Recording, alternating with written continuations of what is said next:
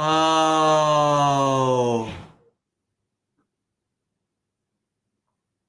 You have to manually press go live on YouTube. So we're not live. We were going through the preview, not through the live. We're live now. Well, we are live now. Yeah.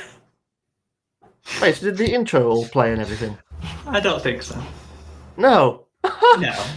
Oh my god, we're still learning. We're still learning everything. We're still learning. But anyway, hello, welcome back to another live Hi. stream with With Oh Minton my Parker God. and me, Jack Cowling. God damn it! I should actually see if I can automatically go live when I click the start stream. We'll get used Anyway, to this. It's just live streaming is new to us. yeah. So anyway, it's yeah, that was quite a good episode, wasn't it? I really enjoyed it. I was on the edge of my seat. I thought that was actually slightly better than Stephen Moffat's work, and the only reason I say that is because the last time Moffat did something as good as that was Blink. Yes, that is very true. It was, but yeah, this episode was spectacular. It was suspenseful. There's a lot going through it, and you know, it wasn't like everything was being explained completely in the episode, which is what we had a lot of issue with. I said with twice with Chibnall's run. You know, it was always a lot of word soup, as I'd probably describe it. You know, there's a lot of explaining of everything where we didn't really need to know everything because the suspense is all we need to become captivated. And this is what that episode did for me. You know, it was truly captivating, and I absolutely loved it. And like I said, it was incredibly suspenseful, and incredibly well written as well in general. You know, we got introduced to a different part of the universe. You know, we've been to the end of the universe. We have now gone to the edge of the universe, and we've come across some alien organisms whom we don't actually know their origin. So it's kind of like a it's a really good mystery, quite similar to the episode Midnight. Do you remember that episode? One of the best episodes of Doctor Who. That was an episode in itself. But yeah, no, this one was, in short, amazing, and I loved it. You know, the Doctor and Donna back on form with one another, you know, getting back into the action again. And not only that, but also getting more closer, I think, between each other in terms of their relationship with one another. You know, really connecting and really bonding a lot more than they ever had done as just general companions, because obviously they now share a similar mind.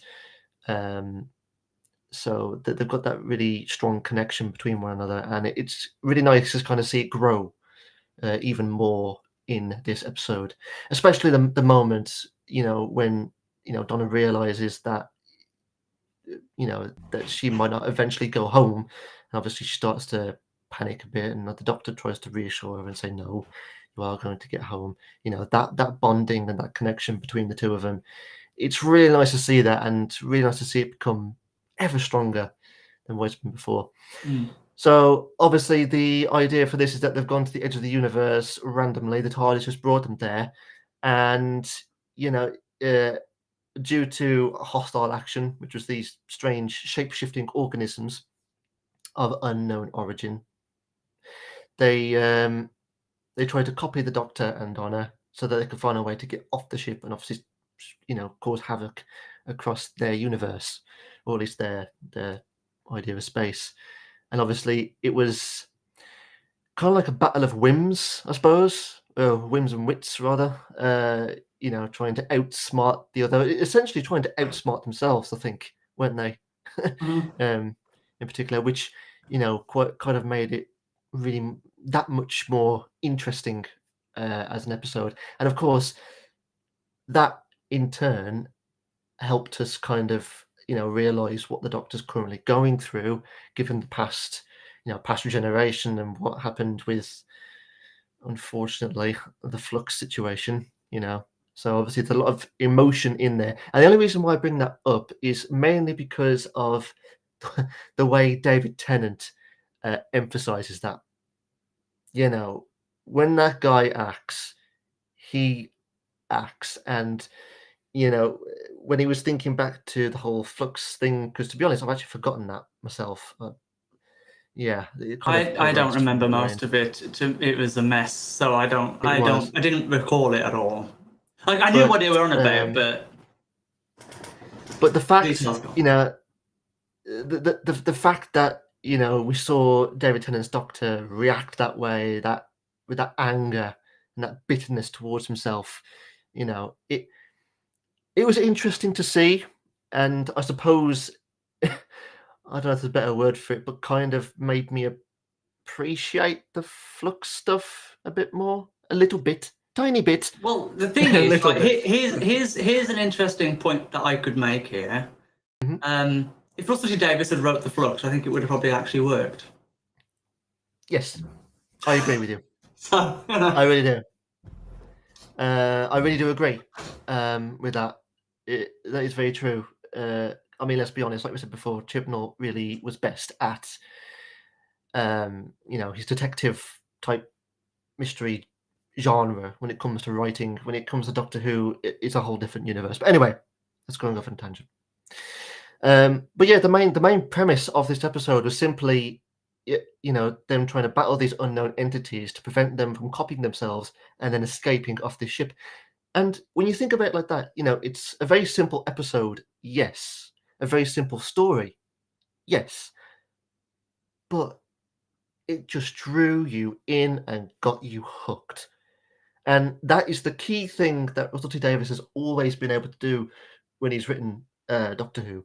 You know, it's just that the stories aren't so, like, you know, not completely out there. He can do it, and he has done it before, but he knows how to write an episode for that kind of situation, for that kind of environment. You know, he just knows how to do it.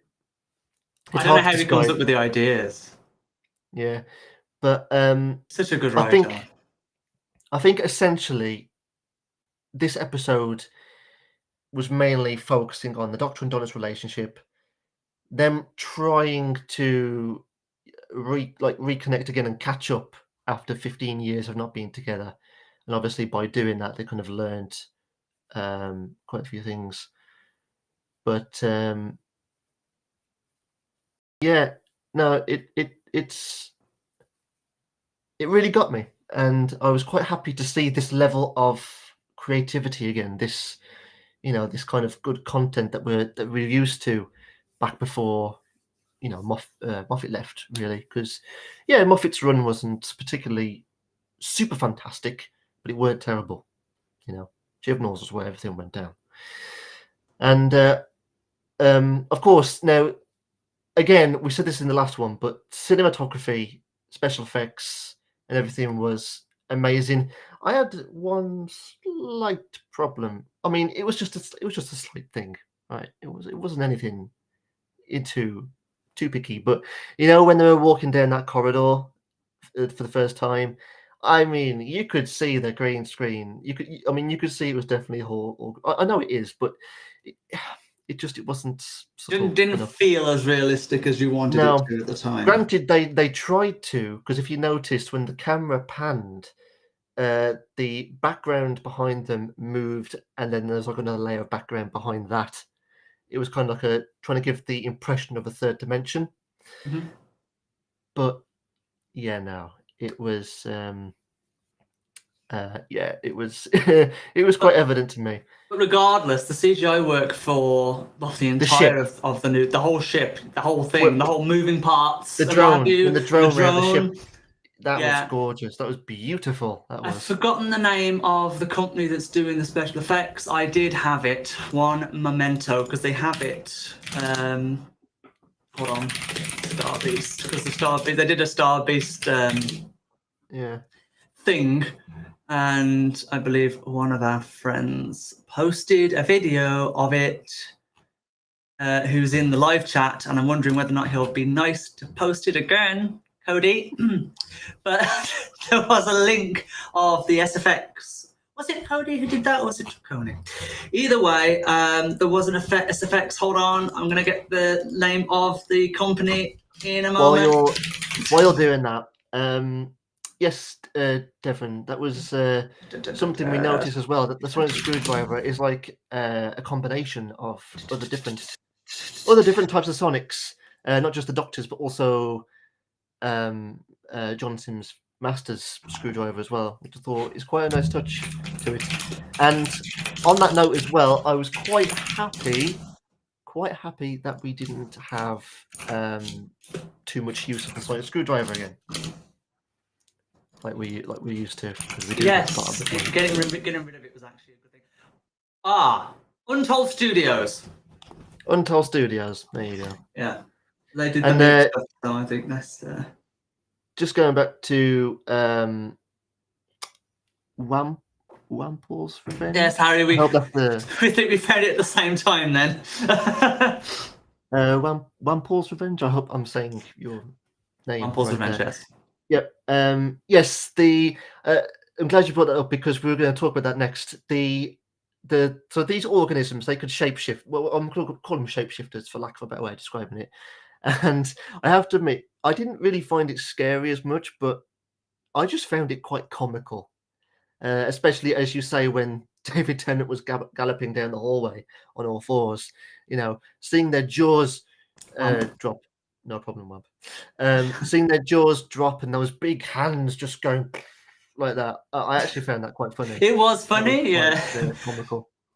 But you did. It was suspense there as well. Like when they were running down the corridor, and it was getting. I actually felt the suspense, which I have missed in Doctor Who, to be quite honest. And I was waiting for jump scares. It was really quiet, where there was no music, and it was just a black corridor, black door in front of them. That scared me. So that's why I think that it's actually quite good that we're getting more what I would call adult scare in Doctor Who, rather than just aiming for children. Yeah. It felt like an It's a actual good horror balance. type effect. It does feel like a good balance as well between the two. So obviously Yes. it's very for kids, Also, but to connect to Devon's point, because we missed it. Yes, Devon, I remember that when they talked about how the screwdriver was made. They did say that they include it from John Sims' sonic laser screwdriver and the other Doctor's screwdriver. Yeah, they mixed it. I think the only Doctor that they've skipped out on was Jodie's on the sonic, if I remember correctly. I don't think they had anything from Jodie's. Could be wrong on that. Go into that sonic screwdriver, because that has a different news altogether. Anyway. Sorry. I know. But yes, so, and overall, I just found that episode just incredible to watch, and I thoroughly enjoyed it, and I was super happy. And also, of course, once everything was said and done, I mean, to be honest, I did actually get worried that something was going to happen to Donna. I know. He made it really feel like we were about to lose. I was like, not this early. Yeah, I know. I thought, oh, God's sake, no. I actually thought for a second then that we were going to lose Donna completely and be stuck with this copy version. But the Doctor, being the Doctor, worked out. And of course, let's not forget how that episode ended. Oh, with the sweetest and the most precious of moments, the return of Wilfred Mott, played by Bernard Cribbins. And I tell you what, unfortunately, his last TV sighting. I know, and given how old he was at the time, he looked very surprised, very kind of upbeat, and I think he definitely put a good load of effort into that last bit. And you know what? I was just so happy to see him again. And when the Doctor saw him, it was kind of like, I don't know how to describe it, but I could tell from the Doctor's perspective that, oh my God, I'm so glad to see you. You have no idea what's been going on the past couple of 2,000 years of my life, because do you remember the one scene in The End of Time when the Doctor and Wilf are on that ship hiding from the Master, and the Doctor said, I'd be proud if you were my dad. Mm-hmm. He's kind of got that childlike thing about him where he wants to kind of talk to his head about what all that's happened and try and get reassurance and feel a bit kind of, feel comforted. Whether that was the case or not, I don't know. That's just kind of the bond that I felt from that. And Oh, Cody, yeah, in loving memory of Bernard Cribbins, and that guy. I mean, don't forget Bernard Cribbins was in Doctor Who back in 1964. I think it was 64. It was the second movie with Peter Cushing, Peter Cushing's non-canon Doctor, who was officially known as just a human grandfather with the ability to travel through space and time. But yes, Bernard Cribbins played a police officer in that film, and he stumbled into TARDIS after trying to stop an armed robbery, and ended up with the Doctor to the God damn it, I forgot the year. The Daleks' invasion of Earth, 20 something 50 AD. I can't remember what it is. You know what? 2 seconds. I've actually got it. I've actually got it in here. The old DVD collection of it. 2150 AD. That's the one. That's the one. Even though they were non-canon, these were still enjoyable, and I loved it. Well, and, as Cody just said, the Timeless Child makes it canon. Yes, I suppose you could say it does. It does. And I tell you what, I would watch these a billion times over than watching, series 11, 12, 13, whatever, over again. So that's a fact, a true fact. But yeah, and it was great to see Wilf again. And of course, we got a very good cliffhanger for the next one as well. So I'm looking forward to that. Yes, at last. I was waiting for that, but I was really happy that they included that at the end. I like how they've tied it in now. We've got next episode is going to be very interesting. We're going to see Shooty. We're wondering if the leaks will be true with this next episode. They weren't true with this episode, from what I remember. Cody, you can check me on that, but I don't think the leaks were true in this episode at all, including the concept that they used the fake doctor to have all the other doctors come in, which didn't happen, which they should have done, as you say. Oh, and you're shape-shifting into... Yeah, I was expecting it to happen, but it didn't happen. That'd be weird. What was I going to say? Oh, just a little side point, guys. For the last live stream that we did set it up that the live chat that you guys are currently talking in would be replayable, but it wasn't. And I've just checked settings right now. This live stream has got it set that your live chat should be replayed. So if that doesn't happen again, I have no idea what I'm doing wrong. Blame YouTube. But yeah, we'll see. Just blame YouTube for everything right now. So hopefully it will be kept. Oh, and also, as you guys probably might have noticed from last week, we did do a reaction video. This week, we've decided not to do one for a few reasons. One reason being, as you would have realized in that reaction video, we didn't really, react. We didn't actually react much. Also, when the video went up, it got copyright struck. So it got disabled for, what was it, 2-3 days until it got put back.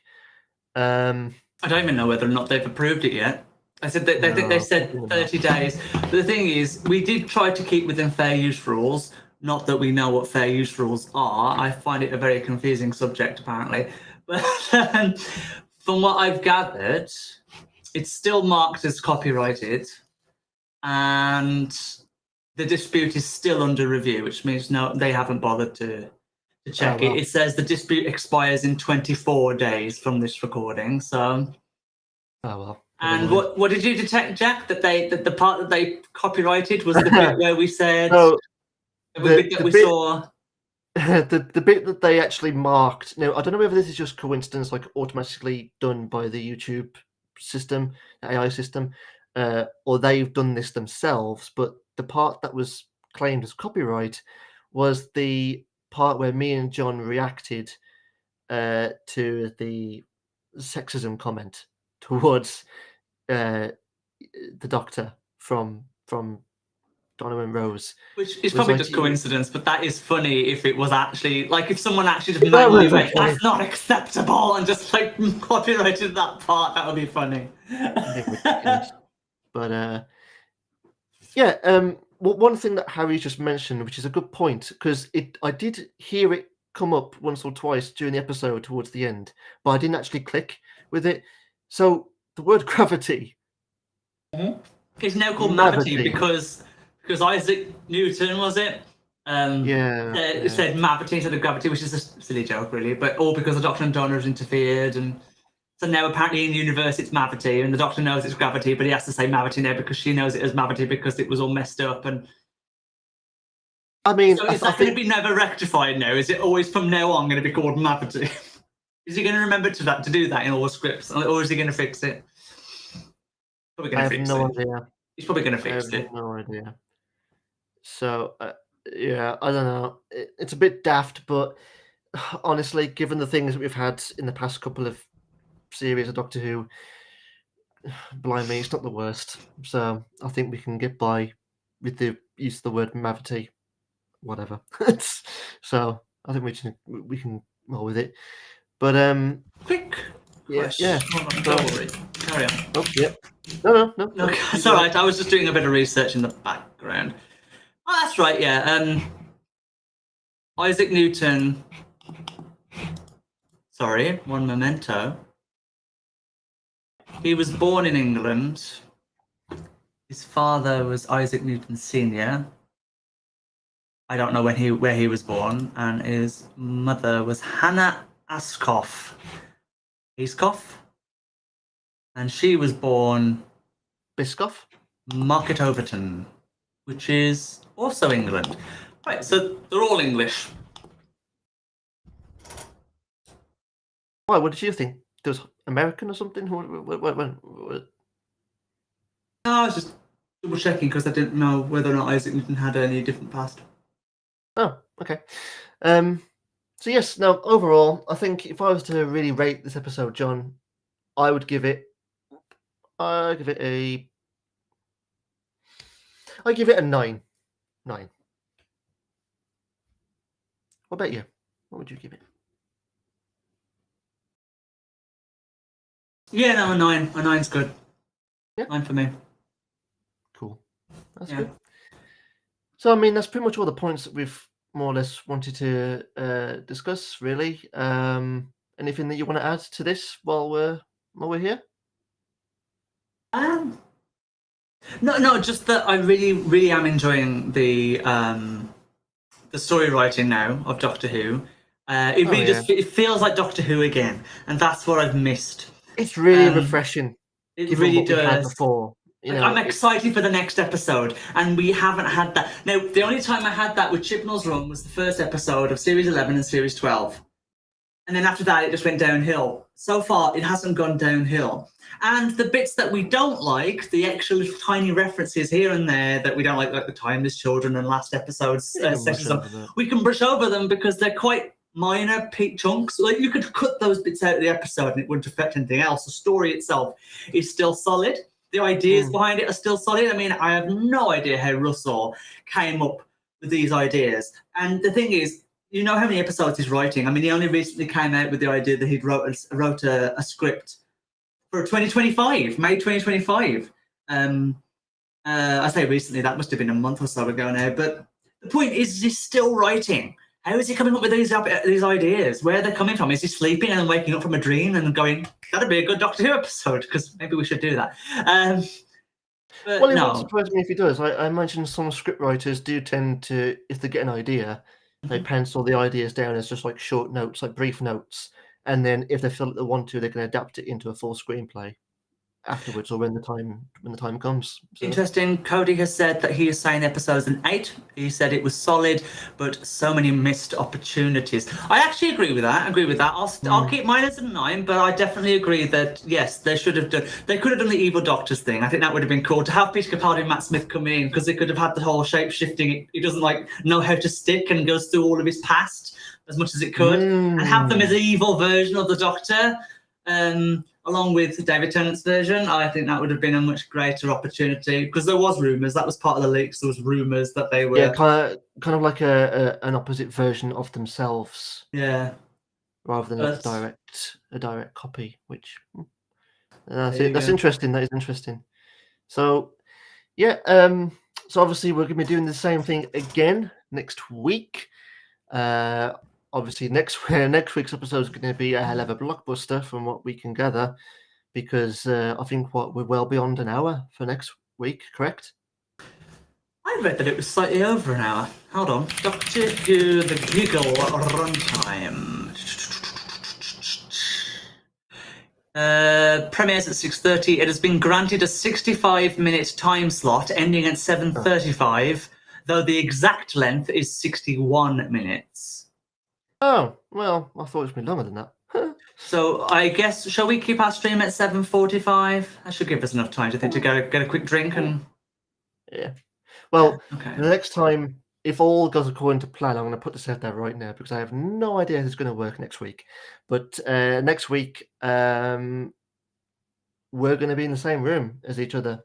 So, with any luck, if the trains are still running, because we're currently having strikes. So I'm looking up there again. We're currently having train strikes over here. Well, everywhere.